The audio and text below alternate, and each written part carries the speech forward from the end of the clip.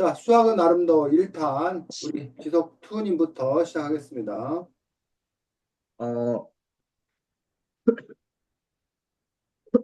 어, 이 수학은 아름다워라는 책에서 여러 가지 수학자들이랑 그 수학자들이 다른 업적, 그리고 그 수학자들의 뭔가 특징이나 뭐 연구 자료 뭐 이런 다양한 것들이 나오는데요. 여기서 만약에 이 수학자가 이러한 업적을 만들어내지 않았다. 그러니까 이 수학자가 존재하지 않았다면은 그 지금의 수학이 이렇게까지 발전되지 않았을 거다 해서 만약에 그러니까 지금 이 수학의 역사에서 가장 중요한 수학자 한 명을 꼽아보면 과연 누구를 한번 말할지 여러분들한테 궁금해서 저는 이 내용을 한번 물어보겠습니다. 저 같은 경우에는 수학자 저는 다표평면을 발견한 데카르트라는 수학자가 이 수학의 가장 큰 한획을 그었다고 저는 생각을 하는데요. 이 데카르트로 인해서, 그러니까 함수의 그 틀이 어느 정도 만들어졌고, 그리고 이 함수뿐만 아니라 전체적으로 이 수학의 여러 반면에 커다란 영향을 끼쳤기 때문에 저는 수학자 데카르트가 없었다면 좀 지금의 수학이 이렇게까지 발전하지 못했을 거라고 저는 생각을 합니다. 지성님? 저는 이제 뭐 모든 수학의 발전에 뭐 여기 나오는 모든 수학자가 다 하나하나 한 적씩 모두 해서 다 중요한 것 같고요. 그리고 만약 이 수학자들이 없었다면 지금 우리는 이렇게 어려운 수학을 배우고 있지 않았을 거고 그만큼 그렇지만 문명이 그리고 과학기술 같은 게 이만큼 발달하지도 않았겠죠. 수학이 없었으므로. 네, 그래서 한 명만 꼽으라고, 굳이 한 명 꼽자면, 굳이 여러 명 다 그냥 다 해. 그냥 여러. 굳이 한 명 꼽아봐. 아, 그냥 해. 아, 진짜 그냥 해. 그냥 넘어가, 넘어가. 다음 아, 사람. 이거 그냥 너한테 한 말 은민님? 아니야. 이 지석 원한테. 난 지석투한테 한 말이야. 그냥 아, 은민님 고마워. 저요? 네. 자, 이제 아, 네. 그만입니다. 지석 투 진행해. 네, 은민님. 아니, 너 하고 싶은 대로 하면 된다고. 해. 저는, 피타고라스라고 생각하는데, 일단 수가 없었으면 수학의 발전의 시작조차 힘들었을 테니, 이제 만물의 근원의 수라고 주장한 것부터 해서 그 뒤에 여러 가지의 피타고라스가 발견한 그런 수학의 것들이 있기 때문에 저희 수학의 발전에 큰 힘을 기여하지 않았나 싶습니다. 그럼, 주인님. 어, 그, 이집트의 아니, 승려 아메스라고 생각하는데, 이 승려 아메스가 방정식이라는 거를 만들어가지고, 이제 어떤, 이제 어떤 수를 알아내는데 가장 큰 기여를 했다고 생각을 해가지고, 이집트의 승려 아메스입니다. 네. 하진. 유클리드가 그 피타고라스 정리의 그 공식을 만들어내기도 했고 여러 삼각형 공식이나 그런 거 만들어가지고 근데 책에서 비중도 상당하고 해가지고 유클리드가 수학에 굉장히 중요한 역할을 한 것 같아요. 네, 선생님. 네. 자, 뭐 지금 그 지석 투가 어쨌든 이 책을 이루는 커다란 축 중에 하나인 수학자들의 업적이라는 부분에 대해서 좋은 질문 잘했습니다. 그래서 자, 책 잠깐 우리 같이 보도록 하겠습니다. 78쪽.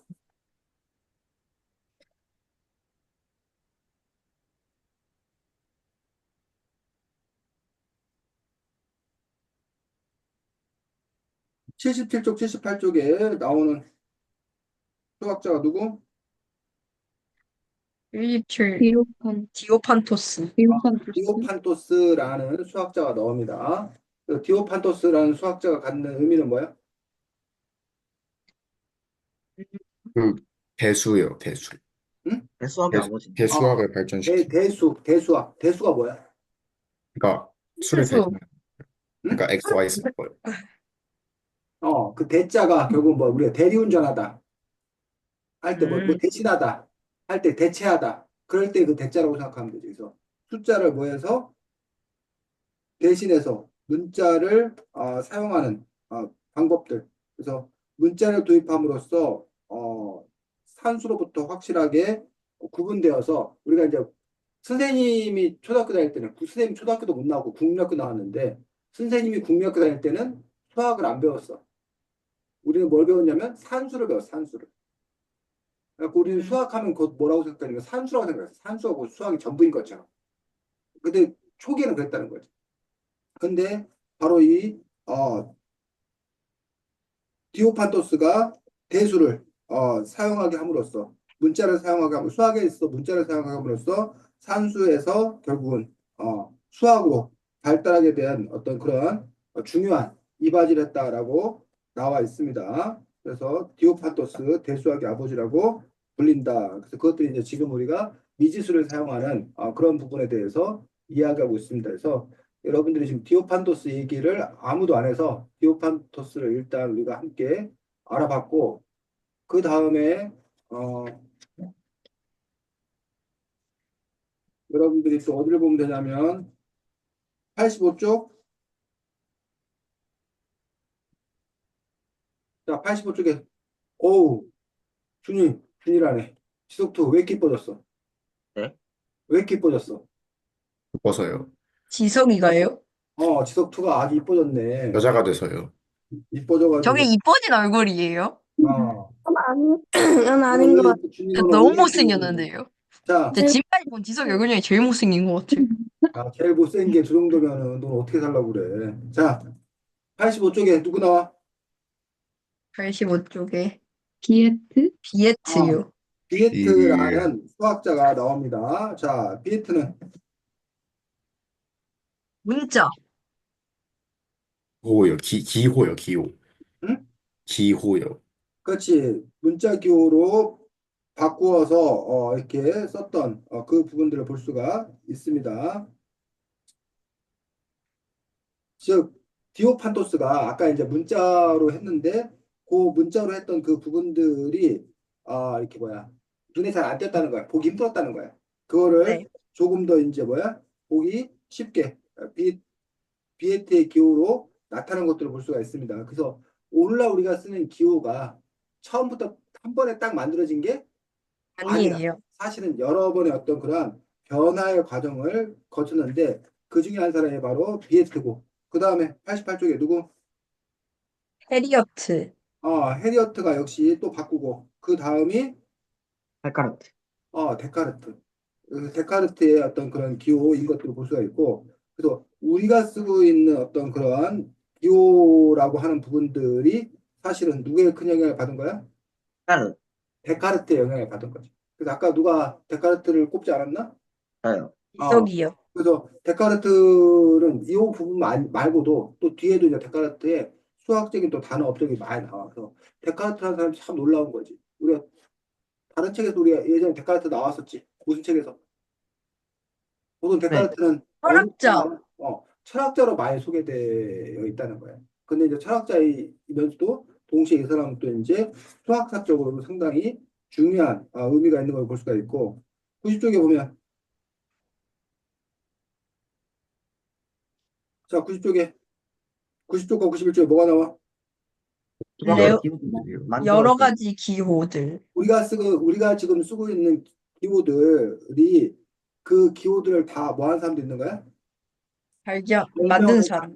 발명한 사람.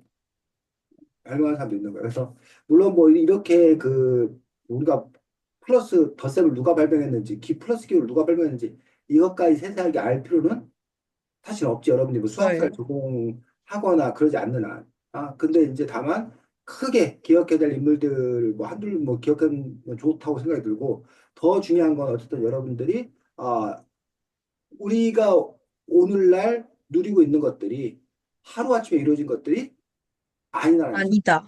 수많은 세월 동안의 시행착오를 겪어서 또는 더 나은 대안을 제시해서 또한 사회적 합의가 되어서 그래서 오늘날 우리가 쓰고 있는 그런 수학 기호가 정착되었다는 그런 부분들을 여러분들이 확인하는 것들이 더 큰 의미가 있다라고 생각합니다. 자, 그 다음에 또 여러분들 수학과 관련되어서 또 이제 중요하게 얘기되는 사람들이 144쪽 이걸 수학자라고 해야 되는지 모르겠는데 그리스의 철학, 플라톤, 누가 나와? 플라톤, 플라톤이 나옵니다. 그래서 플라톤 같은 경우가 이제 자기 그 아카데미아 학교를 열잖아.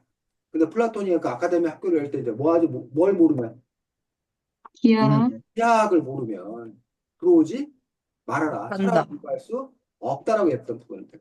왜 플라톤은 기하학을 중요시킨 거야?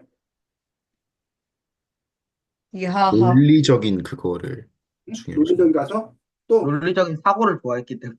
논리적인 사고를 좋아했기 때문에 자 그것보다 더 이데아를 이해하려면 기하학이 필요해서? 어? 아니에요. 145쪽 아, 수학을 모르는 자는 철학을 아닌데. 145쪽에 보면 그 이유가 나와.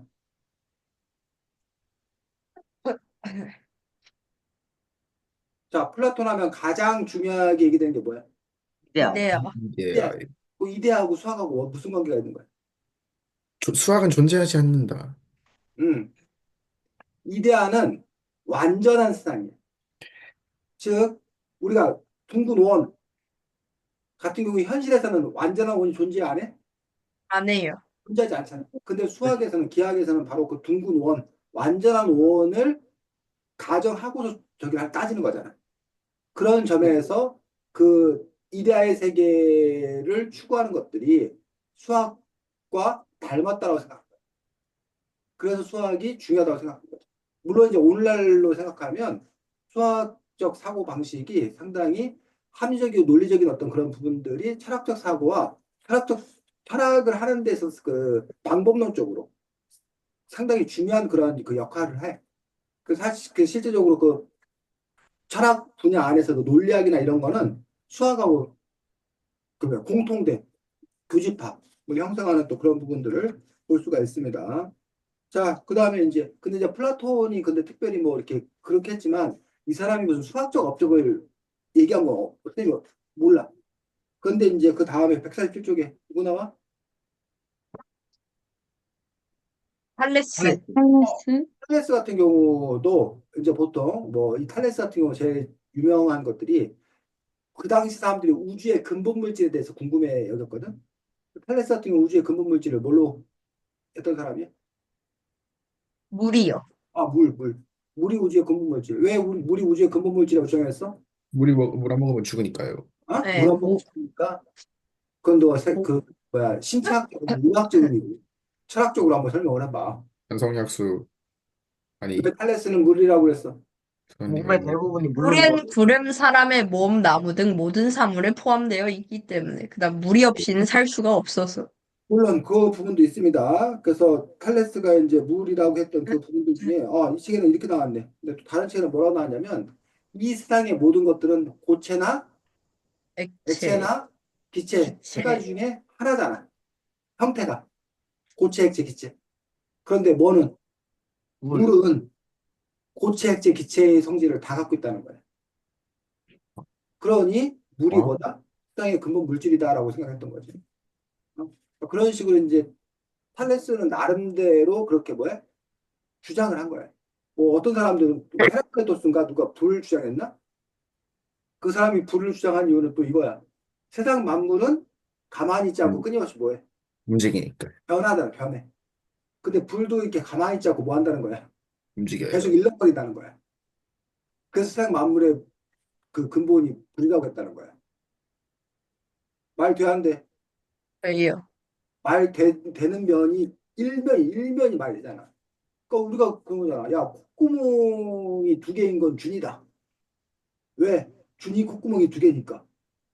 그럼 준이 콧구멍이 두 개니까 콧구멍이 두 개인 건 준이다. 라는 말이 그 맞아요.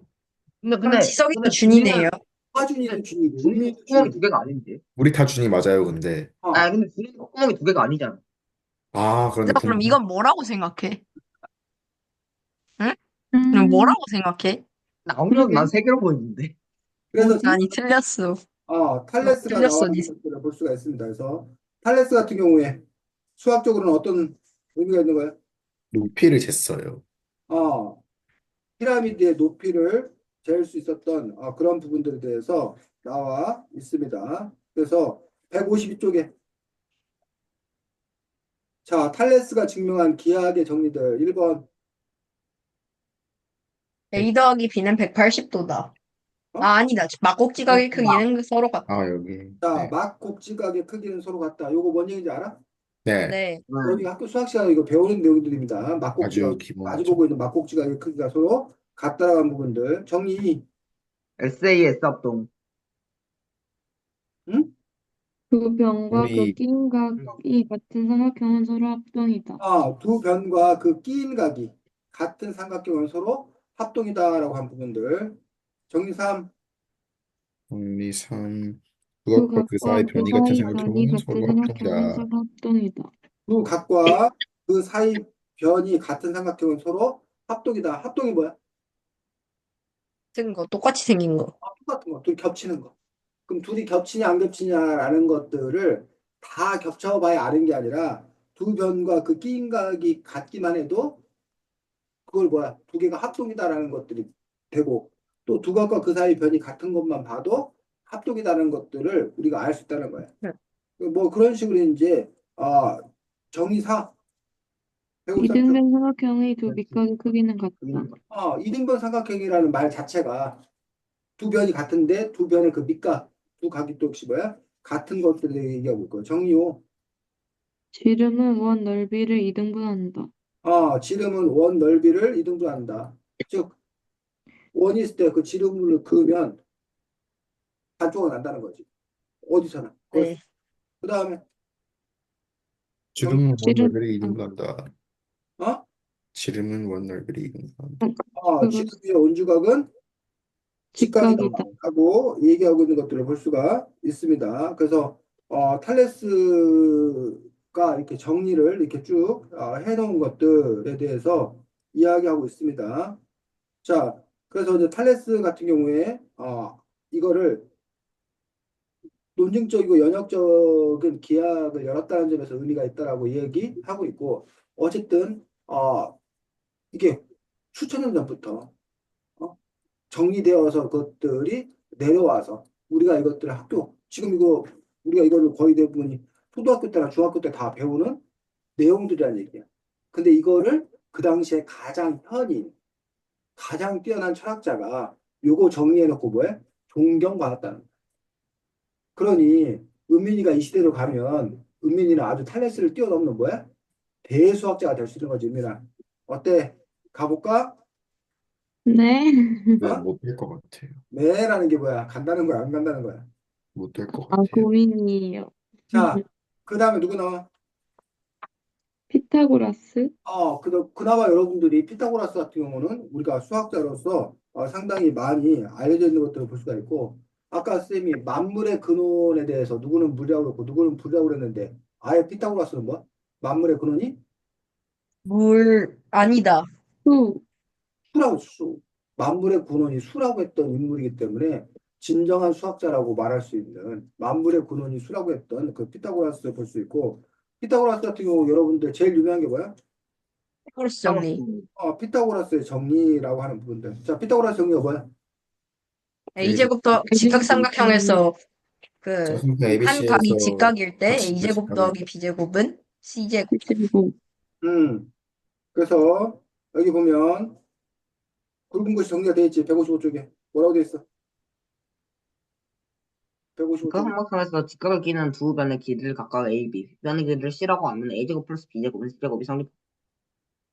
그렇게 얘기할 수도 있고, 그 위에 직각 삼각형에서 빗변을 한 변으로 하는 정사각형의 면적은 나머지 두 변을 각각 한 변으로 하는 정사각형의 면적의 합과 같다. 이걸 아까 지석2가 이제 공식으로 정리해 준 것들 볼 수가 있는데, 이게 이제 피타고라스의 정리고, 이 피타고라스의 정리를 나중에 이제 뭐야? 여러 학자들이 또 여러 가지 다양한 방식으로 증명하고 있는 것들을 볼 수가 있습니다. 자, 그 다음에 또 유명한 수학자이면서 그나마 또 많이 알려져 있는 사람이 172쪽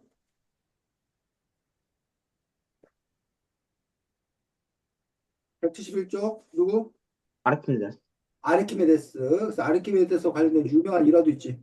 유레카. 그렇지. 유레카라는 어떤 그런 일화가 있고, 그 다음에 172쪽에 보면 아르키메데스가 그 했다는 그 유명한 이야기.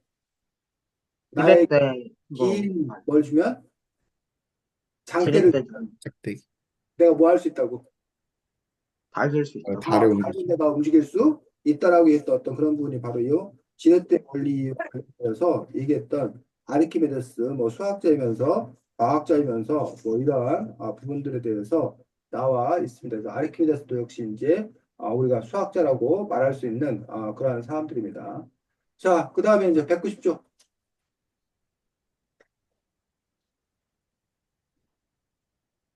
데칼 이 사람 누가 얘기한 것 같은데 누가 나와? 데카르트. 데카르트. 데카르트. 우리 데카르트도 보통 뭘로 알려져 있어? 철학이요. 불평면? 아까 앞에서도 아, 데카르트 나왔었지. 기호할 때 데카르트 나왔. 네. 방정식 아까 XY. 기호 데카르트라고 했었지. 네. 그래서 이 데카르트가 바로 이제 프랑스 합리론. 데카르트 그 한 유명한 말이 뭐야, 그거? 나는 생각한다. 나는 생각한다, 고로 나는 존재한다. 생각한다고로 존재한다라고 했던 데카르트 철학인데 그가 이제 수학이었고 데카르트의 가장 중요한 업적이 뭐래? 190쪽.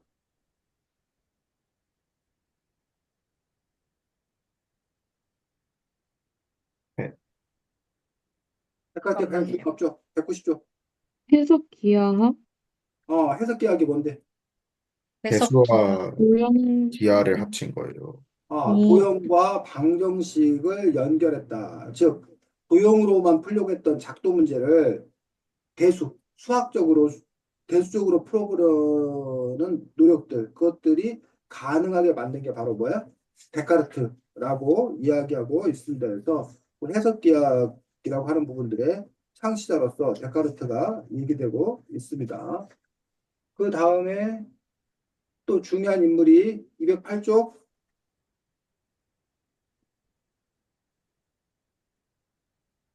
207쪽, 208쪽, 유클리드예요. 유클리드라는 수학자에서 유클리드 나오고 있는 것도 볼 수가 있습니다. 자, 그래서 그 유클리드가 했다는 그 말, 209쪽에 이 말도 되게 많이 유명한 말이지 뭐. 이하에는 왕도가 없습니다. 기하학에는 왕도가 없습니다. 요즘에 보통 수학에는 왕도가 없습니다라고 쓰는데 원래는 이제 기하학에는 왕도가 없습니다라고 얘기했던 그 부분들, 즉 쉽게 배우면 뭐 없다라는 얘기들 얘기하고 있습니다. 그래서 그 유클리드 기하학의 원론이라고 하는 부분들, 그 부분들이 이제 가장 널리 읽히는 수학책이다라고 얘기하고 있고 여기 213쪽.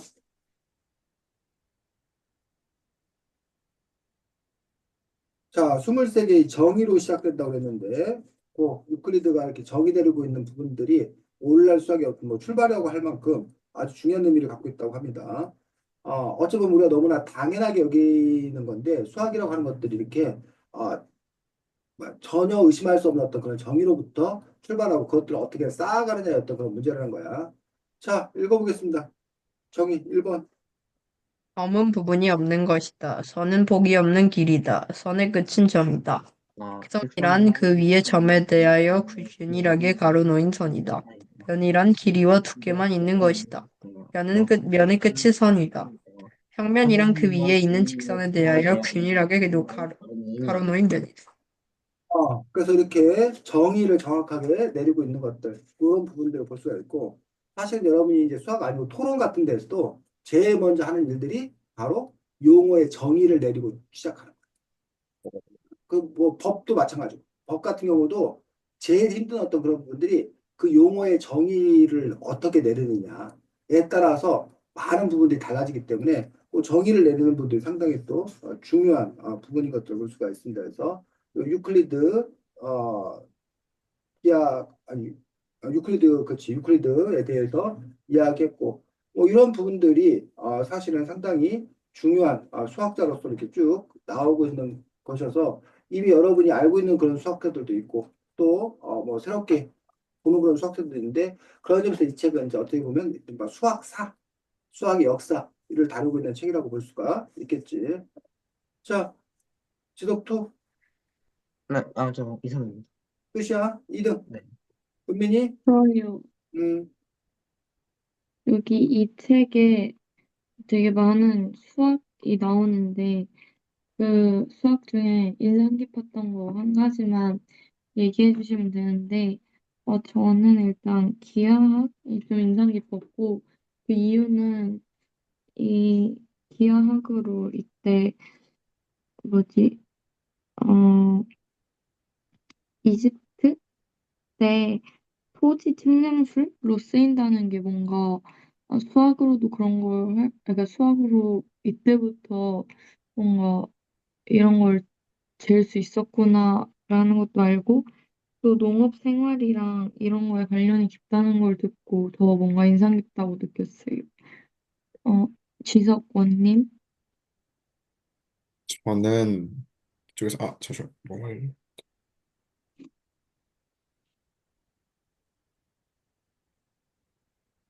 잠시만 잠깐만 이따 할게요. 까먹었어요.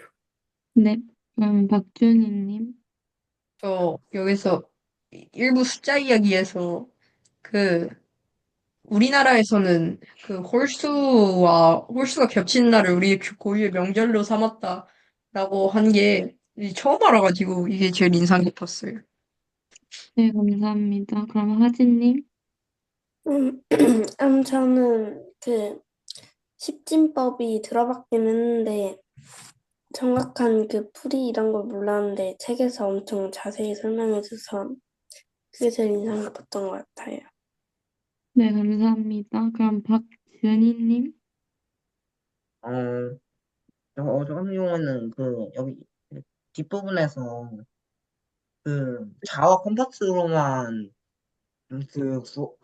구하는 거를 시도하는 그런 거에서 3등분 풍선을 구하고 이런 문제를 보면서 되게 사람들의 도전정신이 대단하다고 느꼈습니다. 네, 감사합니다. 그럼 윤지석원님, 저는 이쪽에서 기아 관련된 얘기 나오는데 그 중에서 특히 그 동양의 수학에 관련된 얘기가 많이 소개가 되는데 여기 동양의 수학에 관련된 내용이 이제 잘 몰랐기도 했고 그런 것이 되게 흥미로웠습니다. 네, 감사합니다. 그럼 선생님, 자, 아까 누가 기하학의 탄생 이집트 누가 얘기했지? 하진이가 얘기했나? 저요, 은민이? 자, 이집트하고 기하학이 탄생하고 뭔 관계야? 관계요. 그 나일강의 범람 그 계산하려고. 그게 뭔 얘기야? 예? 그게 뭔 얘기야? 그러니까 이집트는 나일강에 거의 주로 의존하는데, 음, 그래가지고, 근데 나일강이 일정한 기간을, 기간을 주기로 계속 범람하는데, 이 범람할 때, 막 그 주요 시설물이나 그런 게 다 파괴되니까, 이 범람이 되는 이 기간을 알아야 되니까, 그래가지고 기하학이 발전한 거 아닐까요? 기간을 알아야 돼 기하학이 발달했다. 기간이 아니고 그 경작지의 면적 이런 거를 음, 채측정하고 이러는 게 필요했기 때문에 기하학이 발전하는. 음. 아, 자, 지금 준이가 이제 예전에 다른 거하고 두 개가 지금 막 섞여갖고 이제 혼동스러운 거야. 그래서 어쨌든 이집트에 있어서 나일강이 갖는 의미는 너무나 크다는 거야. 일단은 우리가 4대 문명이 다 공통점이 4대 문명의 공통점은 다 어디서 발생했다는 거야? 방 문명이 근처에 강주변. 근처에서 문명이 음, 발생했다는 거야. 그래서 강이 있어야 하여튼 기본적으로 우리 사람들이 물이 있어야 먹고 사니까 생활용수, 식수 뭐 이런 부분들 때문이 아니겠느냐. 또는 농업용수라는 부분에서 중요한 어떤 역할들 하는데 지금 준이가 얘기했던 그 부분들은 나일강이 범람함으로써 사람들이 언제 범람하는지를 알아야 돼. 그러다 보니까 계산을 했어. 그래서 생겨난 게 뭐라는 거야? 달력. 달력이고 그 달력 중에서 특별히 나일강 사람들은 지금 우리가 쓰고 있는 1년을 얼마로 1년을 며칠 주기로 하는 12, 365일을 360. 주기로 하는 360도. 그러한 달력을 만들어 섰다는 거야. 이집트력이. 다른 데 사람들은 뭐 400일짜리도 있고 막 다 다른데. 근데 결국은 지금 365일이라고 하는 어떤 그런 부분들. 근데 그 365일을 따질 수 있었던 이유가 바로 준이가 아까 얘기했던 나일강의 범람과 관련된 범람의 시기를 알기 위해서 연구하다 보니 그렇게 됐다라는 거 얘기를 한 거야. 자, 그래서 그건 이제 달력과 관계 있는 그런 부분들, 천문학 관련된 부분들이고, 지석이가 말했듯이 나일강이 범람, 홍수가 나가지고 그냥 다 쓸어버리는 거야. 쓸어버리면 경계가 분명치 않다라는 얘기. 그럼 다시 이제 뭐야? 토지 구획성 이게 누구 땅이냐? 어디 내 땅, 네 땅을 다시 이렇게 나눠야 된단 말이에요. 그러려면 뭐가 필요하고? 측량이 필요하고. 그런 측량 기술이 바로 뭐의 시초가 됐다는 거야? 기하학의 시초가 기하학의 되었다. 그래서 기하학이라는 말 자체가 뭐하다? 측량하다라는 말에서 온 말들을 우리가 이제 한자, 중국의 한자에서 음처로 바꾸고 그걸 다시 우리말로 바꾼 어떤 그런 부분들. 그래서 그 뭐야? 전화기를 우리나라가 고종 때 전화기가 들어오는데 그때 전화기를 뭐라고 했는지 알아? 어, 덕, 그, 덕률풍. 예? 덕률풍. 전화기 이름이 덕률풍이었다고. 그럼 왜 덕률풍이었냐?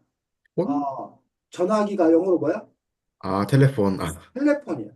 텔레폰인데 중국어 발음으로 텔레폰과 가장 비슷한 단어를 이렇게 한 거야. 뭐 텔레폰 뭐 이렇게 쓴 거야. 중국어로. 그걸 네. 한자로 쓰겠지. 그 쌍꺼풀. 한자를 우리말로 읽으면 뭐라는 거야? 동물품. 덕률풍이라는 거야. 이해가 가? 네. 그러니까는 중국 사람들은 그 영어가 있으면 자기 그 영어 발음과 가장 비슷한 자기네 단어를 쓰는 거야. 근데 한자는 중국 한자나 우리나라 한자랑 똑같아. 쉽게 말하면. 근데 그 한자를 읽는 방법은 중국 사람하고 우리나라하고 뭐 하다는 거야? 달라요.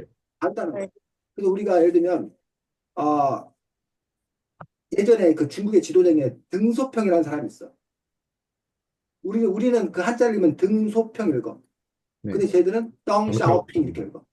아, 덩샤오핑 읽는 거를 우리는 등소평 이렇게 읽는단 말이야. 뭐 그런 식으로 그 뭐 예를 들면 왜 프랑스를 우리는 뭐라고 불러? 그 한자로는 불란서. 아, 그 불란서라는 게 그 한자. 근데 그 불란서라는 게 중국 사람들이 그 한자를 읽으면 거의 프랑스라는 식으로 읽게 되는 거야, 발음이. 그런 것처럼 어떤 그 기하학이라는 어떤 그런 부분들이 이렇게 음차하다 보니까 우리 입장에서 그 기하학이 이렇게 도형과 관련된 학문이라는 거를 전혀 사실 이렇게 연결시키기가 좀 어려운 또 그러한 한계가 또 이렇게 있는 것들을 볼 수가 있습니다. 자, 구분했고, 그 다음에 누가 그 홀수 겹치는 날 얘기했지? 저요. 자, 우리 설날이 몇 월 며칠? 1월 1월 1일. 1월 1일이요. 그 다음에 3월 3일이 무슨 날인지 알아? 음력 3월 3일이?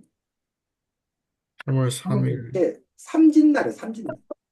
삼진날인데 오늘날은 거의 안 하는데 삼진날이 뭐 하는 날이냐? 봄 소풍 가는 날 생각하면 돼. 그래서 진달래 꽃잎 따다가 진달래 술 담그고 사전에 먹고 이렇게 봄 나들이 요즘으로 말하면 봄꽃놀이 가는 날, 벚꽃놀이 뭐 이런 갈 때 그쯤이야. 3월 삼진날 그리고 활쏘기 대회 하고 그래서 그 바보 온달 평강공개 할 때 그 바보 온달이 그 활쏘기 대회 나가가지고 뭐 지금 우승해서 장군되고 그 삼진날 그때쯤이야. 그 다음에 5월 5일 음력 5월 5일이 공지, 단오 단오. 단호 아니에요? 단오날 그 단오날도 이제 이른바 창포물에 머리 감기도 하고 그네 타고 여자들 널뛰기 하고 뭐 이런 날이고 단오날과 관련돼서 제일 그 유명한 사람은 저기지 춘향전에 나오는 이몽룡하고 성춘향이 눈 맞은 날이 바로 단오날이야. 아, 단오날 그 성춘향이 그네뛰기 하는 걸 보고 이몽룡이 반해가지고 이제 둘이 그랬던 그때 나이 몇 살? 15살. 16살. 16살. 아, 일상청춘 16살 나이가 그랬다는 얘기야. 자, 그 다음에 7월 7일은 음력 7월 7일은 칠석, 어? 칠석이요. 7월 7석 7월 7석은 누구의 이야기? 전어진이요. 그렇지 견우와 직녀의 이야기 7월 7석. 그 다음에 9월 9일 추석. 음력 9월 9일 추석이야? 충석. 옮겨왔냐? 아닌가? 중구, 추석 아닌데? 중구. 아닌데? 중구절 또는 중구. 중양절이라고 그래. 중구절 또는 중양절이라고 9가 겹쳤다가 중구 또는 중양절이라고 그래서 이거는 아까 삼진날하고 대칭점에 있는 절이야. 가을 맞이 그 단풍놀이하고 뭐 이런 때라고 생각합니다. 그때는 이제 국화꽃 따다가 국화전 붙잡고 국화주 애고에서 9월 9일 중구절이를 볼 수 있어요. 거기까지. 그래서 우리가 홀수가 겹치는 날을 축제일로 삼았던 그런 부분을 볼 수가 있는데, 이건 기본적으로 음양사상이에요. 음양사상. 사실 수학하고 좀 거리가 있는데 음양사상이라 해서 동양의 가장 기본적인 사상이 세상은 뭐와 뭘로 이루어져 있다? 뭔가요? 양. 음과 양으로 이루어져 있다. 그래서 숫자도 13579 홀수가 뭐고? 양수야, 양수. 아, 예? 8, 짝수가 음수. 음수야, 음수. 그래서 양의 기운, 양이 태양, 음은 달. 은민이하고 하진이는 양이야, 음이야? 미주. 은민하고 하진은 음이야, 음. 준이하고 지석이하고 지석투는 양. 그래서 남자가 양, 여자가 뭐 이런 식으로 이제 음양의 어떤 그런 조화라고 얘기했던 그런 부분도 볼 수가 있는데, 그래서 이제 양수가 길하다고 생각, 길한 수, 좋은 수라고 생각이 되어서 홀수, 양수가 겹치는 날이 주로 이제 좋은 날, 그런 부분들을 볼 수가 있습니다. 그 다음에 자, 십진법. 자, 이 책에 보면 왜 여러 진법인데 특별히 십진법을 사용했대? 그 10단위로 되어 있는. 왜 되어 십단위가 하필? 지석 원이 지금 답을 알려주고 있네. 손가락이 10개. 손가락이 10개여서 라는 식으로 좀 이게 가장 유력한 썰이야, 유력한 썰. 사실 정확히 모르지. 자, 우리가 보통 컴퓨터는 몇 진법? 이집법. 이진법. 진짜 뭐가 뭘로만 이루어져 있는 거야? 영과 일. 영과 정말 1로만도 얼마든지 세상의 모든 숫자를 표현할 수 있다는 거야. 영과 1만으로도. 근데 복잡해져, 복잡해져. 그죠? 그래서 십진법은 두 개, 몇 가지가 있는데 하나는 0부터 몇 가지? 9까지. 10가지의 숫자를 가지고 숫자를 표현하는 거야. 모든 수를 표현하는 거야. 그래서 십진법이야. 또 십진법의 의미는 자릿수의 의미. 제일 처음에 1의 자리. 두 번째가 10의 자. 세 번째가 100의 자리. 대기자리. 이렇게 10배씩 간다였던 그런 의미로서 십진법의 의미가 있는 거지. 그러면 오진법은 0부터 4까지. 0, 1, 2, 3, 4, 다섯 가지 숫자를 가지고서. 걔는 1의 자리, 5의 자리, 5의 제곱, 그러니까 25의 자리, 5의 세제곱 자리, 뭐 이런 식으로 이제 가게 되는 또 그런 부분들을 볼 수가 있습니다. 그래서 그런 진법에 관한 그 이야기들 나와 있는데 십진법에 대해서 아까 얘기했고, 그 다음에 동양의 수학이라고 하는 부분들에서 우리 결의 수학, 우리나라 수학도 마찬가지, 동양의 수학도 마찬가지고 지금 사실은 우리가 그 공부하는 수학이 대부분이 뭐야? 아, 서양 수학이고 수학뿐만이 그랬어. 과학이나 뭐 문학 이것들이 대부분 다 서양 중심인 거지. 그 이유는 어쨌든 18세기 이에 산업혁명 이후에 그 완전히 그 역사가 바뀌어버린 거잖아. 그들이 항해 기술과 그 다음에 대포 뭐 이런 것들을 바탕으로 해서 세계를 제압해버렸고, 그러면서 이제 서양 사람들이 자기들을 표준으로 삼아서 세상을 퍼뜨린 거기 때문에 우리가 수학이든 뭐 의학이든 뭐 이런 것들이 다 서양 의학, 서양 수학인 것처럼 우리가 생각을 해서 동양의 것들, 전통적으로 우리의 것들은 없다고 생각을 했단 말이야. 근데 이제 와서 살펴보니 사실은 그 이전에 중국은 우리나라 나름대로 중국 나름대로의 수학도 있었고 의학도 있었고 생물학도 있었고 다 있었다는 거야. 다만 그 부분들에 있어서 좀 밀린 거예요, 쉽게 말하면. 그리고 이제 또 하나의 어떤 그런 특징들이 이렇게 중국의 수학이나 뭐 이런 부분들이 상대적으로 체계적 그 실용적인 부분이 더 크고 이렇게 뭐야 형이상학적으로 체계적으로 정리되거나 그런 부분들이 상대적으로 덜했다라는 어떤 그런 평가를 받고 있는데, 어쨌든 이 책에서는 그런 부분들에 대해서도 또 함께 소개해주고 있는 특징을 볼 수가 있습니다. 아까 지석2가 한 거는 쌤이 정확하게 못 알아들어갖고, 그거는 지석투 아까 뭐 얘기한 거였어?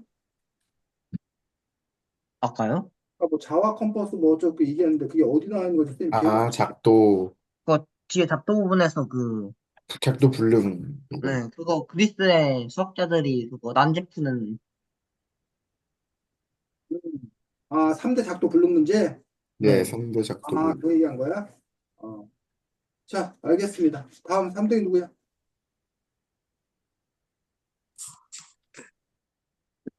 저요. 음, 어, 제가 할 질문은 그 제일 복잡하고 자세히 배운 것 중에 어려운 책에 나온 공식이 무엇인지 물어보고 싶은데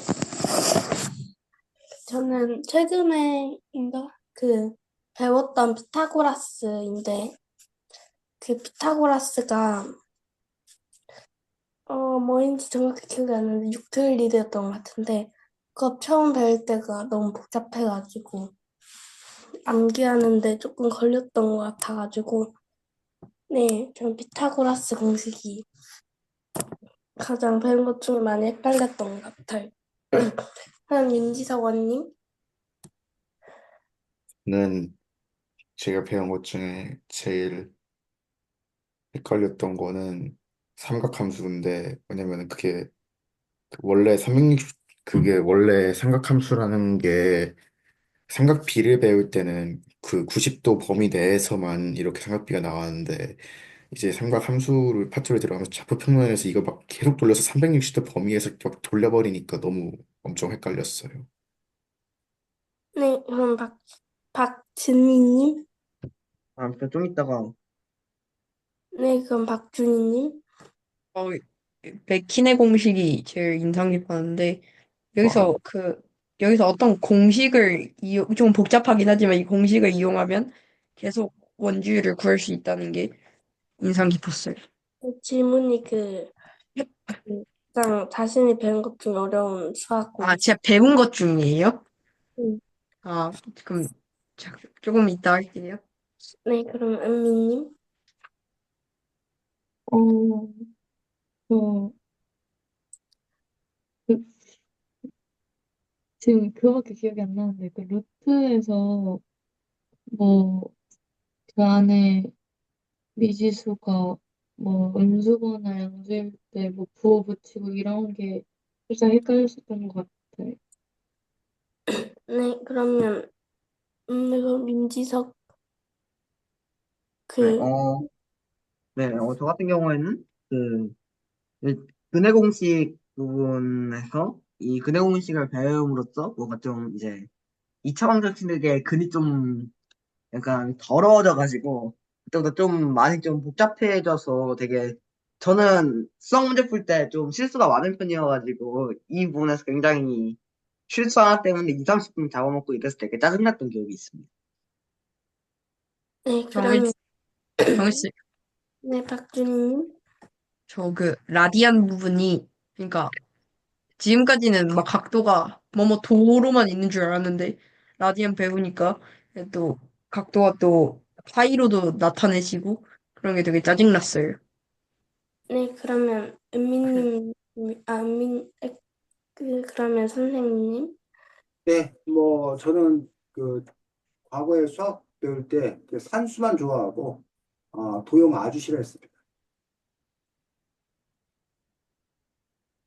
그럼 전 여기까지 하겠습니다. 네, 수고했습니다. 자, 아까 누구야? 지석 투가 얘기했던 그 3대 작도불능 문제와 관련되어서 우리가 좀 이렇게 꼭 짚고 넘어가야 될 부분들이 있어가지고, 그거 잠깐 얘기하고 그 다음 수 넘어가도록 하겠습니다. 책 184쪽 보겠습니다.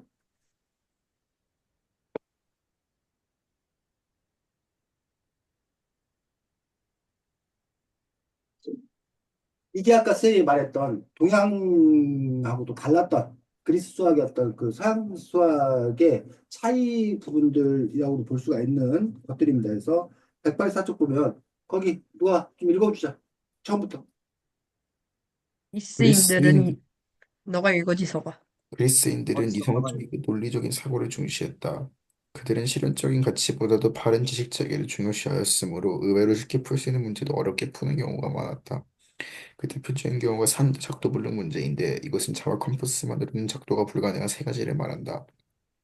그리스인들은 굳이 자와 컴퍼스만으로 작도하는 것을 강조하고 있는데, 그것은 그들이 작도하기 가장 간단한 도형을 신성시하고 기술적인 도형, 그 타원 삼곡선 포물선이나 그 외 기계를 사용해서 그릴 수 있는 도형은 천한 것으로 생각했기 때문이다.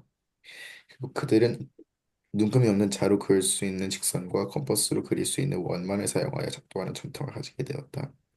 그러한 전통은 플라톤 때부터 시작되었다. 그의 말을 들어보자. 자와 컴퍼스 외의 다른 작도 방법은 기하학의 장점을 포기하고 파괴하는 것이다. 그것은 기하학을 영원한 사상의 영상으로 드높이기는커녕 오히려 이것을 다시 감각의 세계로 끌어내리기 때문이다. 그래서 이 사람들이 그 수학에 대해서 갖는 어떤 그런 부분들이라고 하는 것들이 좋게 말하면 수학을 철학적으로 승화시킨 거야. 근데 나쁘게 말하면 그렇게 함으로써 수학의 어떤 그런 실용성이라던가 확장성 이런 것들을 막아서 그런 측면들을 갖고 있다는 거예요. 자, 그래서 이 이야기를 다시 어디로 넘어가면 되냐면 198조 넘어가면 돼.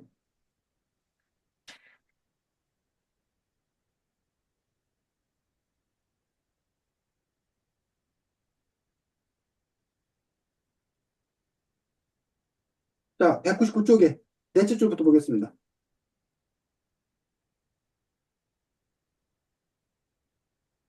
네? 읽어요? 어, 그런 말들이 완전히 틀린 말은 아니다. 하지만 그렇다고 해서 2000년 이상 수학자들이 쏟아온 노력들이 완전히 헛된 것이라고 생각해서는 안 된다. 우선 결과적으로 보면 세 가지 작도에 관한 문제를 연구하면서 얻은 부산물들이 많다. 작도법의 발달, 히피아스의 곡선, 유선형의 콩코이드 곡선, 원축 곡선에 대한 연구, 제도 기구의 발명 등이 그것이다. 생각지 않았던 곳에서 쏟아져 나온 이 지식들은 수학의 발전에 많은 도움을 주었다. 그러한 부산물들이 아니라도 우리는 그리스인들의 사고를 결코 우습다고 무시해서는 안 된다. 자와 컴퍼스만을 고집했듯이 실용적인 것보다는 논리적이고 합리적인 지식체계를 원했던 그들의 노력은 유클리드의 원론과 같은 위대한 결과들을 남겼다. 그러한 것들은 당장은 쓸모없어 보이지만 그 기초 위에 더 복잡하고 어려운 것들이 쌓여 현대 과학 문명이 만들어졌다는 것을 생각해보면 그들의 고집스러운 사고방식에 고마움을 느끼게 된다. 거기까지. 그래서 지금도 우리 사회가 상당히 그 논쟁적인 부분들이 이 부분이야. 바로 이른바 순수과학, 기초과학이라는 부분에 투자를 할 것인가 말 것인가. 그러니까 지금 당장 돈 되는 실용과학에 더 많은 사람들이 몰리고 투자도 그걸 한다는 얘기예요. 돈 되는 일에. 근데 이런 순수과학이나 기초과학이 밑바탕이 안 되면 이 실용과학이 성립될 수 없다는 거예요. 그런 점에서 이 두 가지가 사실 이렇게 조화를 이뤄야 되는 거죠. 그러니까 순수과학과 기초과학만 하고 있으면 결국은 뭐 나쁘게 말하면 굶어 죽기 딱 좋은 거지. 근데 이제 그게 그러면 가능하게 된 게 바로 그 밑바탕이 그 다음에 설명이 나와. 그 다음 읽어보겠습니다. 그리고 그리스인들의 아, 잠깐만요. 그리고 그리스인들의 그러한 사고는 시대 상황과 관계가 있다. 먹고 입고 사는데 필요한 모든 것은 노예들에게 맡긴 채 아무 걱정 없이 넉넉하고 한가한 시간을 보냈던 그들은 다만 정신을 갈고닦는 일을 중시했다. 그들은 당장 해결하지 않으면 안 돼. 급박함도 그것을 이용해 돈을 벌어야 하는 절실함도 없었기 때문에 오직 원리에 집중하여 바른 지식 체계를 세울 수 있었다. 그러나 이런 학문 풍토도 시대가 거기까지. 변하다. 네. 자, 결국은 그런 그리스의 그런 학풍이 가능했던 이유는 그리스라는 그 시대가 바로 노예제도를 기반으로 해서 어? 이 시민들은 놀고 먹는 게 일이었다는 거야. 그러니까 학문에 뭐 할 수 있었다? 전념하고 집중할 수 있었다는 거야. 결국은 그 어느 정도 그 상황이 되어야 형편이 되어야 그 여유를 바탕으로 그 뭐야 돈 버는 일에 집중하지 아니하고도 돈에 좀 자유로워야 이런 연구 성과를 낼 수 있다는 그 부분들과도 이렇게 맥을 같이 하는 그 부분들을 볼 수가 있습니다. 그죠? 그래서 뭐 그 사람들 개개인의 어떤 그런 성향으로 볼 수도 있지만 이런 사회 경제적 토대 기반에서 이것들도 해석하고 있는 점들을 여러분이 눈여겨 볼 필요가 있고 그 이후에 여기 보면 200쪽에 근대로 들어서면서 이른바 대량 생산되고 새로운 기술들이 발달하면서 바로 이렇게 수학이나 이런 것들도 더 실용적으로 이렇게 바뀌게 되었다라고 얘기를 하고 있습니다. 자, 어, 밑에서 다섯째 줄,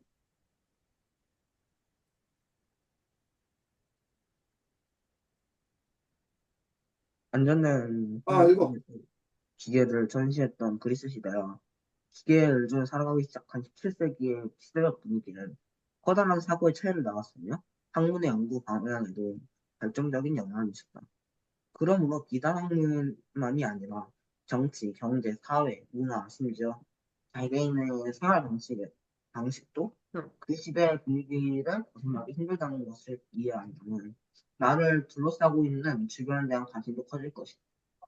이것도 보면은 얼마 전까지 우리나라가 그런 논쟁이 있었어. 전자계산기를 수업 시간에 뭐 할 거냐, 학생들에게 쓰게 할 거냐, 쓰지 못하게 할 거냐. 그 논쟁이 있었어. 우리나라는 전자계산기를 쓰게 안 쓰게? 음, 수업 시간에 전자계산기 써 안 써? 안 써요.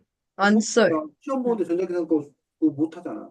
근데 미국 네, 애들은 시험 볼 때도 전자계산기 갖고 저기 하더라는 거야. 시험 보더라는 안 거야. 써요. 어. 그 부분에서 수학이란 뭔가라는 부분에 대한 접근 방식이 다른 거야. 그리고 실제로 미국이나 이런 서양 가는 사람들 보면 계산할 때 보면 아주 답답해 죽어. 막 뭐 계산하는데 나는 벌써 계산 다 끝났는데 걔들은 막 뭐 안 되다가 하면 또 전자계산기 막 이렇게 두들기고 앉았고 그 엄청 맞아요. 답답해. 그 저것들이 암산하고 뭐 이런 거 연습 안 해서 그런다고. 그래서 이른바 산수는 우리나라 사람들이 훨씬 잘해. 근데 문제는 수학이라는 것들이 뭐로만 이루어져 있지 않다는 거야. 한, 한, 산수로만 한, 이루어져 있는 것들이 네. 아닌 거잖아, 사실. 그런 점에서 더 뛰어난 수학자라든가 이런 사람들은 오히려 서양에 더 많은 것들을 흡수했다는 거지. 그런 점에서 어, 또 최근 들어서 이제 이른바 사람들이 또 학교 내에서 이제 요즘 최고의 논쟁은 이른바 챗GPT를 학생들에게 뭐 하게 할 거냐, 에휴, 예. 사용하게 할 거냐, 아니면 학생들은 금지시킬 거냐, 라는 부분에 대한 논쟁들을 하고 있는 거야.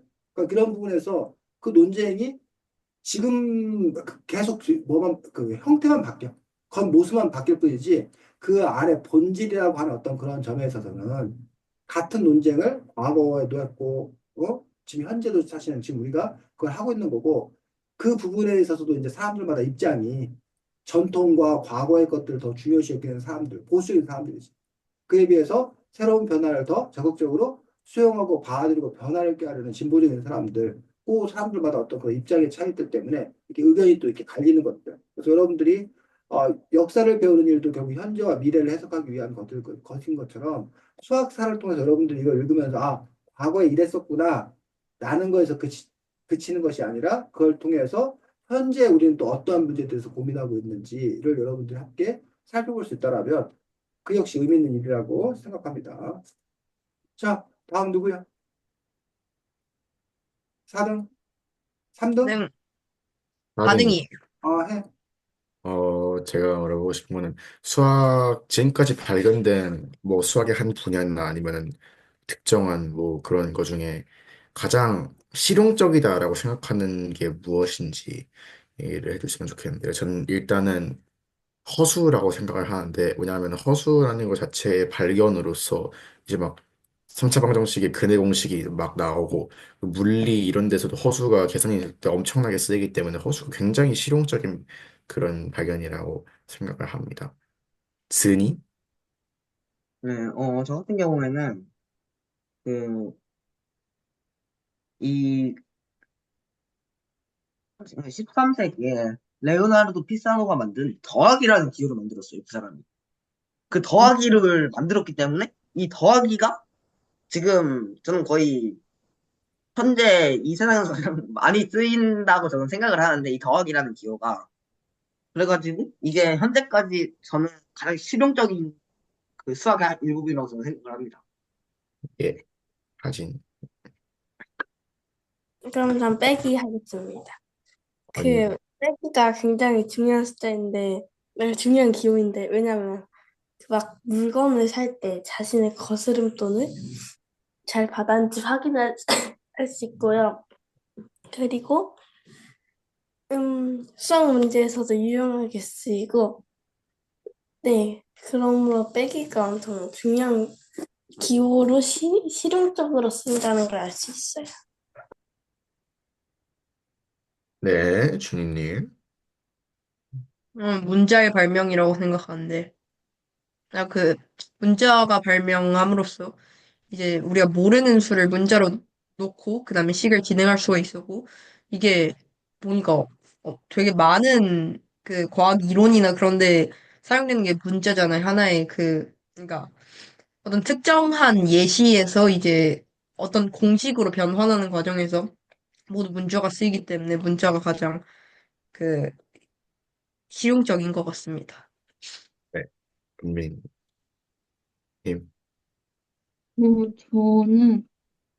저는 그냥 수요.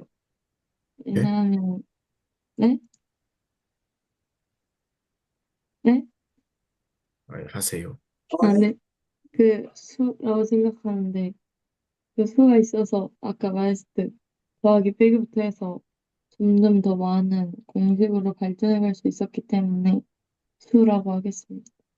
네, 선생님. 자, 책 43쪽 잠깐 보도록 했습니다. 그래서 여러분 아까 얘기했던 것들 중에서 이른바 허수 얘기를 지석이가 했나? 저요. 자, 얘네가 43쪽 재미없는 중에서 거 했어요. 우리가 쓰는 수가 뭐? 우리 실수, 실생활에 쓰는 수는 유리수? 유리수? 무리수 필수, 거의 안 아, 쓰니까. 우리 실생활에 그냥 쓰는 수는 뭐야? 1, 2, 3, 4, 5, 6, 8, 9. 필수. 정수. 아, 잔수. 자연수라고 하는 그 부분들입니다. 그래서 여기 지금 143쪽에 보면 자연수를 사용하다가 사람들이 이제 뭐를 사용하게 됐다는 거야? 자연수를 사용, 43쪽에 자연수에서 44. 분수. 분수라는 것들. 분수라는 건 왜 나와? 이제 자연사 성질을 연구하면서 아까 분수라는 게 왜 필요하냐고. 자연수만 있으면 왜 안 되고 분수가 왜 필요하냐고. 자연수보다 더 작은 개념의 것을 구하기 위해서 분수가 필요해. 실생활에서 분수가 필요한 이유. 근데 피자 한 판 나눠 먹으려면 분수 필요하잖아. 예. 그 뭘 아니요, 필요 없어요. 나눠야 되는 어떤 그런 상황들이 생기잖아. 근데 이 나누는 것들이 딱딱 떨어지면 사실은 분수가 필요가 없어요. 없지. 근데 뭐해? 딱딱 떨어지지 안 나와요. 않는 경우가 있으면서 바로 이 분수가 나오더라고요. 분수가 등장했다는 거예요. 자, 그다음에 분수 다음에 뭐? 무리수요. 자, 무리수. 왜 무리수가 나와? 그, 뭐야. 그게 실수여서요. 응? 예? 왜 무리수가 나오냐고. 무리수, 왜요? 왜 무리수가 나오냐고.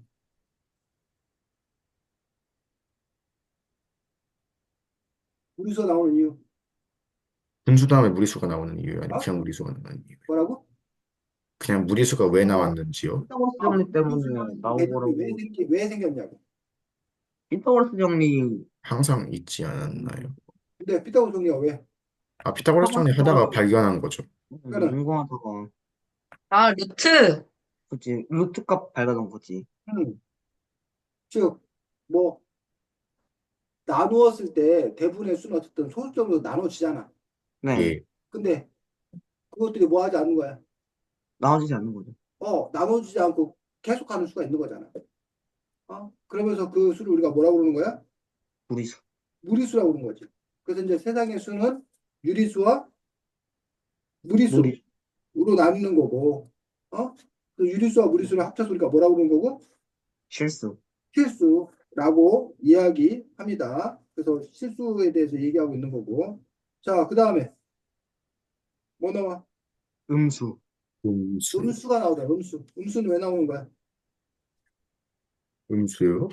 음, 음수는 그 뭔가 그 표현 기호로 표현하기 그러니까 뭐 예를 들어서 그 심해를 표현하거나 아니면 뭐 음, 빌린도는 뭐 그런 거를 표기하기 위해서 만들어진 거. 음. 그래서 지금 그 실생활 그 삶에서는 우리가 실수 그 뭐야 유리수만 존재하는 거잖아. 양수만 플러스 있는 것만 그죠? 존재하는 거잖아. 근데 없는 것이라는 어떤 그런 존재들. 그래서 대표적으로 뭐 예를 들면 우리가 그 빚지는 거. 내가 돈 버는 거는 플러스에 쌓으면 되는데 내가 빚이 있는 걸 내가 어떻게 표현해야 되느냐라고 했을 때 바로 음수라는 것들을 표현하면 되는 것들. 또 우리가 날씨 같은 경우도 영도를 기준으로 놓고 봤을 때 영상이라는 것도 있으면 그 반대로 이제 뭐야? 영하의 어떤 그런 부분들. 그 다음에 지상 높이가 있으면 그 아래 땅 밑으로 가는 어떤 그런 부분들. 이런 식으로 이렇게 반대되는 어떤 그런 개념들을 표현하기 위해서 음수가 필요하게 되었다는 거지. 그래서 그 음수에 대해서 얘기하는 거고. 자, 그 다음에 바로 아까 지석원이 얘기했던 뭐? 허수, 허수라는 것들이 나온다는 거야. 허수가 나오게 된 이유는 이제 가우스에 의해서 응? 마우스요. 뭐라고? 그 허수가 왜 마우스. 나오냐고. 아까 그 무리수 같은 경우는 그 뭐야 제곱에서 a 제곱이 2가 되게 되는 그 a라는 수가 없어가지고 그래서 이제 그 제곱근 구하다 보니까 무리수가 나왔다고 했잖아. 그 허수는 왜 나왔던 거야? 그 뭐죠? 그 좌표평면 그 실수축 허수축 좌표평면에서 그 이렇게 하면 안 되는데 자, 이거는 제곱했을 때 뭐가 되는 수? 제곱했을 때 음수가 되는 거죠. 음수가 음수. 되는 마이너스 1이 되는 수를 구할 수가 마이너스 1이 되는 수가 없다는 거야. 어? 그래서 그 수를 구하려다 보니까 결국 발명한 거지, 발명한 거. 뭐 허수라는 개념을 발명함으로써 그 가상의 수를 발명함으로써 그렇게 되어서 더 수학의 영역이 확장되는 그런 부분을 볼 수가 있습니다. 그래서 실수하고 허수를 통틀어서 뭐라고 부른다? 허수요. 소수. 복소수라고 얘기하는 어떤 그런 부분들. 그러니까 복소수 안에 실수와 허수가 있고, 실수 안에 유리수와 무리수가 있고, 뭐 유리수 안에 뭐 정수와 뭐 음의 정수가 있고, 뭐 이런 식으로 이제 뭐야? 그 범위, 포함되는 어떤 그런 관계들이 형성되고 있는 부분들을 볼 수가 있습니다. 다음, 마지막. 선생님, 음? 저 그 질문 두 개를 준비했는데 앞에서 다 했어요. 앞에 다 했어. 자, 알겠습니다. 자, 은민이, 네? 수학은 아름다워. 읽기 전과 읽은 후에 너에게 수학이란 수학은 참 대단하다고 거짓말하지 생각합니다. 마세요. 뭘 말도 안 해도 거짓말하지 마세요, 야. 뭐가 대단했어, 은민아? 그러니까요. 죄송했습니다. 아니, 그러니까 뭐라 해야지? 원래는 그냥 수학이 좀, 이런 걸 왜 도대체 알아야 되는 거야? 이렇게 생각했는데, 알다 보면 다 쓸모가 있다. 라고 느껴서 그렇게 했어요. 준이, 수학, 그, 읽기 전에도 재미없었고, 읽은 후에도 재미가 없었지만, 음, 그래도, 음, 내가 아는 수학이 정말 진짜 빙산의 일각이구나. 엄청 큰 것 중에 진짜 내가 조금만 알고 있다라는 점을 더 깊이 깨달았어요. 준이, 이제 나중에 타임머신이 발명된다면은 아니, 너 말고 하진이. 똑같으니까 상관없긴 하지. 나 아, 준이라고 들었어. 선생님 준이라고 하신 줄 알았는데. 저 맞아요?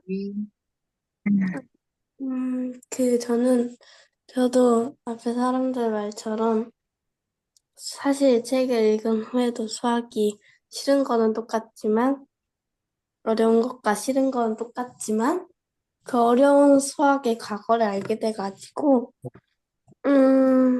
네, 알게 돼가지고, 더 재밌게 공부를 할 수 있을 것 같아요. 지덕투, 저요? 네, 지덕투. 투요? 네, 저는 나중에 타임머신이 발명된다면은 그 연구를 방해해야 될 사람이 네, 대해서 좀 알게 된 것 같습니다. 네. 그러니까 죽일 사람에 대해서 타임머신 그렇죠. 발견했어요. 연구를 방해할 사람. 어, 아니, 죽여야지. 지덕원. 저는 수학자들에 대해서 더 많은 것을 알게 된 것 같아요. 자, 그래서 여러분들이 뭐 요즘 가장 이제 선생님이 여러분 만할 때부터 한참 동안 사실은 과목 중에 최고의 관심 과목은 무슨 과목인지 알아? 국어? 영어였어요, 영어. 영어요? 영어가 계속 패권을 차지하고 있었어. 영어 공부 제일 열심히 하라고 그러고 영어 잘하는 애들이 잘 나가고 막 그랬었어. 그러다가 지금 영어가 한풀이 꺾였어. 왜 영어가 한풀이 꺾였어? 쉬워서요. 절대 평가. 절대 영어 평가 평가. 방식이 바뀌었어. 그럼 영어 평가 방식이 왜 바뀌었을까? 언어여서요. 이제 사회적으로 영어가 할 만큼 한 거야. 그러니까 아, 그전에 사회가 세계화야 되고 뭐 우리나라 미국과 뭐 더 친하게 지내야 되고 발전해야 되고 하기 때문에 영어에 많은 역량을 투자를 했어. 근데 이제 우리나라 영어 수익이 쭉 올라온 거야. 그거 알아서도 해. 그러니까 이제는 국가적 역량을 영어에다 더 이상 쏟을 필요가 없는 거야. 자원의 배분을. 그러다 보니까 시험 체계를 바꿔버린 거야. 그러면서 영어에 대한 투자가 과거에 비하면 많이 줄어들었어. 그러면서 오히려 더 사람들이 이제 집중하게 된 게 뭐야? 수학 분야에 수학. 훨씬 더 많이 집중을 하게 돼. 그러면 왜 그럼 수학 분야에 집중 단지 그냥 그 뭐 풍선 효과냐, 뭐 눌렀더니 이게 뿅 튀어나오고 이거냐? 단지 그게 아니라 현대 사회가 수학을 훨씬 더 많이 필요로 하는 사회야 지금 현재가. 그러다 보니까 수학을 잘하는 사람들을 더 많이 배출해야 될 국가적 필요가 있는 거야. 사회적 필요가 있는 거야. 그거에 맞추어서 학교 교육은 또 뭐해? 수학을 강화하고 있는 거고. 수학에 능력 있는 사람이 더 높은 연봉 받고, 이른바 더 성공했다는 어떤 그런 부분들을 갖고 있다는 거예요. 그런 점에서 이제 수학에 많은 역량과 에너지를 쏟고 있는데, 물론 이제 수학이 뭔 건가라는 부분에서 이 책에도 보면 아까 뭐 그리스 수학 같은 경우는 그 수학 자체의 아름다움, 그 철학적으로 승화시키는 그런 부분도 있는 거고. 하지만 또 하나는 수학을 실용적으로 이렇게 여기는 어떤 그런 부분도 있는 거고. 그런 점에서 여러분들에게 수학은 어떤 의미가 있는 건가, 학생들에게 수학은 또 어떤 의미가 있는 건가라는 부분에서 시험 공부로서 어떤 그런 의미도 물론 있지만 또 하나는 어쨌든 수학이 갖고 있는 본래의 여러 가지 모습들에 대해서도 여러분들이 관심을 가질 필요가 있겠다고 생각이 들고, 어쨌든 여러분들에게 이 어려운 수학을, 이 재미없는 수학을 도대체 왜 해야 되는 거야? 라고 하는 부분들에 대해서 어느 정도 여러분들에게 의미가 생겼으면 좋겠다는 거 한 가지 바람. 두 번째 바람은 오늘날 여러분이 배우는 수학이 수천 년 동안 수많은 사람들이 노력하고 연구해서 쌓은 업적을 여러분이 불과 몇 년 만에 그 수천 년의 세월을 압축적으로 배우려다 보니 당연히 뭐 할 수밖에 없다? 어려울 수밖에 없다라는 거. 그런 점에서 여러분들이 그런 이해가 좀 있게 생겼으면 좋겠다고 생각합니다. 다음 주에는 내 몸이 궁금한 10대를 위한 호르몬 수업 이라고 해서 여러분을 스스로를 좀 더 잘 이해할 수 있는 어떤 그런 우리 어떤 사람의 삶이라는 것 자체가 우리가 얼마나 또 이렇게 뭐야 이 책에 따르면 호르몬이라는 호르몬 분비에 의해서 우리의 삶이 상당 부분 많이 결정된다라는 부분들 그래서 우리의 몸에 대해서 이해할 수 있는 그런 책이기 때문에 여러분 다음 주에는 이 책 가지고 만날 수 있도록 하겠습니다. 이제 내년에 보는 거야? 우와. 좋은데. 올해 마지막이네, 그러고 보니까. 자, 올해도 그러네요. 여러분들 만나서 즐거웠고, 내년에 또 잘 만나도록 하겠습니다. 자, 내년에 봅시다. 안녕. 안녕히 안녕. 계세요. 그래.